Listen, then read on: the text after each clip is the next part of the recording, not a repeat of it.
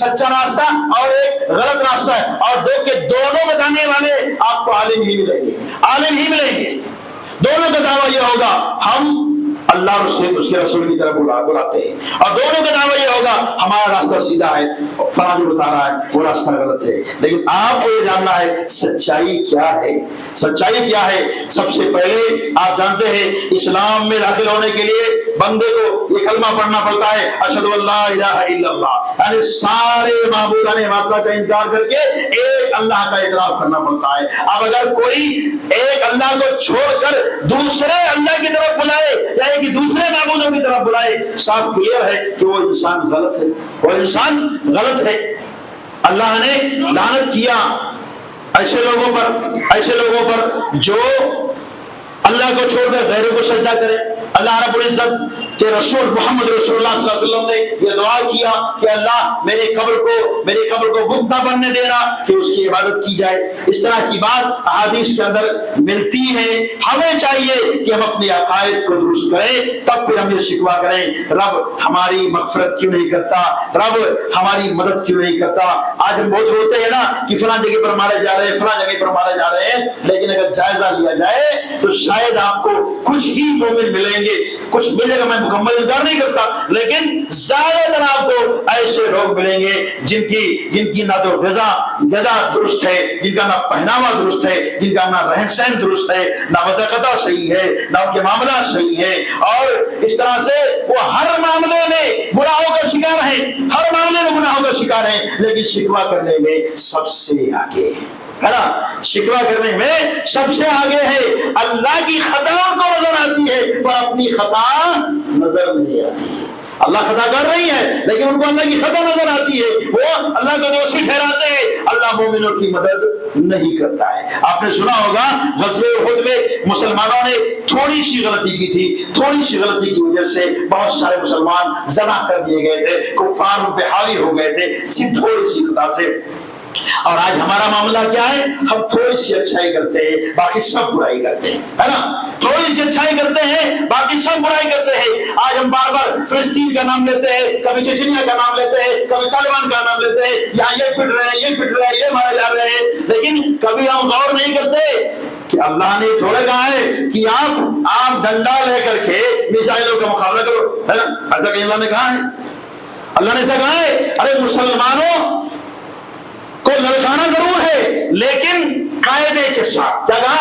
اعدوا لهم ما استطعتم من قوة ومن رباط الخيل ترهبون به عدو الله وعدوكم وآخرين من دونه لا تعلمونهم والله يعلمهم وما تنفقوا من شيء في سبيل الله يوفى إليكم وأنتم لا تظلمون۔ پوری آیت پڑھی اس میں اللہ نے کیا فرمایا اس کے اندر؟ تیاری کرو۔ اسلام جہاں پر آیا تھا وہ ایسے لوگ نہیں تھے کہ بزدل تھے، نہیں، وہ کفر میں تھے تو بھی مضبوط تھے، اور اسلام میں آئے تو مضبوطی لے کر آئے، اور اسی مضبوطی سے لوگوں کا مقابلہ کیا، ہے نا، اسی مضبوطی سے لوگوں کا مقابلہ کیا۔ ارے مسلمانوں بھروسہ کرو، لیکن اس چڑیا کی طرح سے جو اپنے گھونسلے میں دانا چگ کر آتی ہے، سو جاتی ہے، پھر صبح اٹھتی ہے، دانا چگنے نکل جاتی ہے، حرکت میں رہتی ہے نا۔ اللہ اس کے گھونسلے میں روزی ڈالتا ہے؟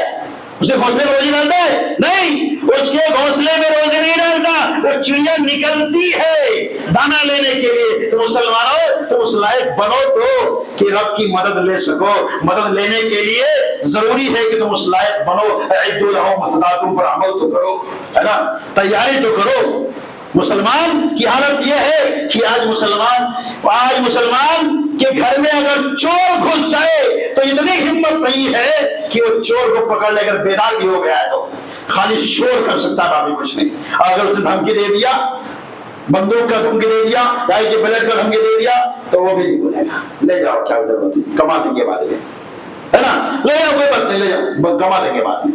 اس لیے کہ اس کے اندر چور کے لیے صرف شور ہے اور چور کو روک نہیں سکتا ہے۔ اسلام نے ایسی تعلیم نہیں دی ہے۔ اسلام ایسوں کے بیچ میں آیا جو طاقتور تھے، مضبوط تھے، اپنا دفاع کر سکتے تھے۔ تو مسلمانوں دفاع کرنے والے بنو، اور جب تمہاری مدد نہیں ہوگی تب شکوہ کرنا۔ جب تم غلیل سے میزائل کا مقابلہ کرو گے تو ہار ہوگی، ہار ہوگی.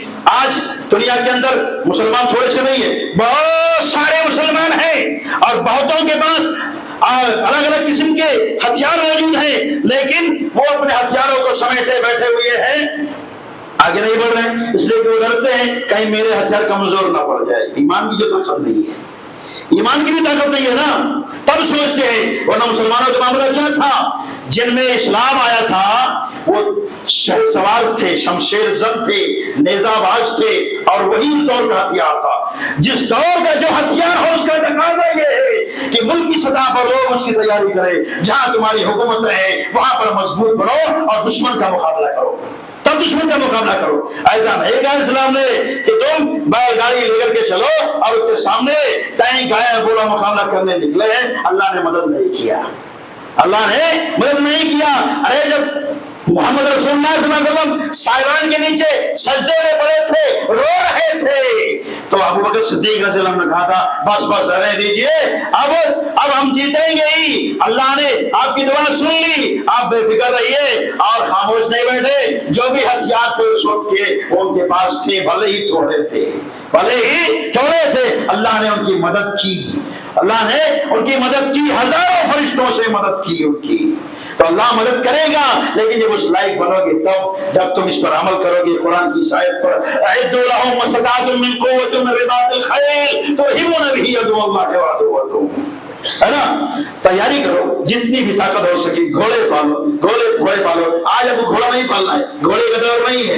ارے اس کے مقابل جو کچھ بھی ہے وہ تیاری ملک کی سطح پر لوگ کریں اور جو دشمن سامنے ہے ان کا مقابلہ کریں. جب وہ آیات پر عمل نہیں کریں گے، قرآن کو پسے پشت ڈال دیں گے اور اللہ کو دوشی ٹھہرائیں گے، تو صرف اللہ ہی نہیں پیٹے گا ان کو، دشمن ہی نہیں پیٹے گا، اللہ بھی پیٹے گا ان کو.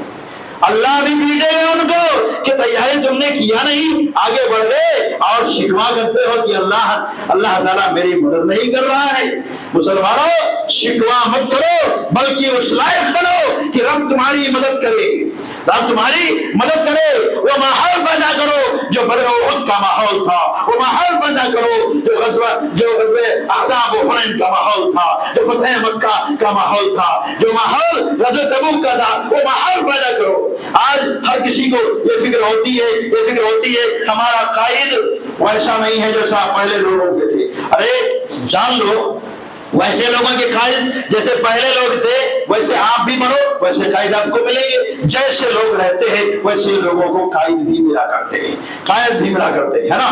تو مسلمانوں اپنے کو اس لائق بناؤ کہ رب تمہاری مدد کرے، تب شکوہ کرو. یہ پیغام میں دے رہا ہوں دنیا کے سارے لوگوں کو، جہاں تک یہ بات پہنچے، سارے مسلمانوں کو کہ مسلمانوں تم اس لائق بنو کہ اللہ تمہاری مدد کرے. ارے وہ تو ایسے تھے نا جو تلواروں کی چھاؤں میں بھی اللہ کی عبادت سے پیچھے نہیں ہٹتے تھے. آج حالت یہ ہے کہ ہم اپنے نرم بستروں میں پڑے رہتے ہیں اور فکر نہیں ہوتی ہے کہ جماعت سے ایک نماز پڑھ لیں، اللہ کو یاد کر لیں. اپنا وقت گزارتے ہیں بس اپنے منمانی اور رب سے شکوہ صرف کرتے ہیں. تو مسلمانوں شکوہ کی پوزیشن نہ لاؤ. راستے دو ہیں، دونوں راستوں میں سے صحیح راستے کو چن لو، غلط راستے کو چھوڑ دو اور اپنے آپ کے اندر تبدیلی لاؤ، صحیح طور پر اپنی زندگی گزارو، قرآن و حدیث کے مطابق اس دنیا کے اندر رہو. اللہ رب العزت سے دعا کرتے ہیں کہ الہ العالمین ہم تمام مسلمانوں کو سچا اور سیدھا راستہ دکھائے. اللہ تعالیٰ ہم تمام مسلمانوں کو جب تک اس دنیا کے اندر رکھے ایمان پر ہی رکھے، ہمیں ایمان کے تقاضے کو سمجھنے کی توفیق بخشے، ہمیں اسلام کے ارکان کو سمجھنے کی توفیق بخشے اور ہمیں اس پر عمل پیرا ہونے کی توفیق دے. آمین. وآخر دعوانا الحمدللہ رب العالمین. بارک اللہ لنا ولکم فی القرآن ونفعنا وإياکم بآیاتہ الحکیم. انہ تعالی جواد کریم ملک مرور.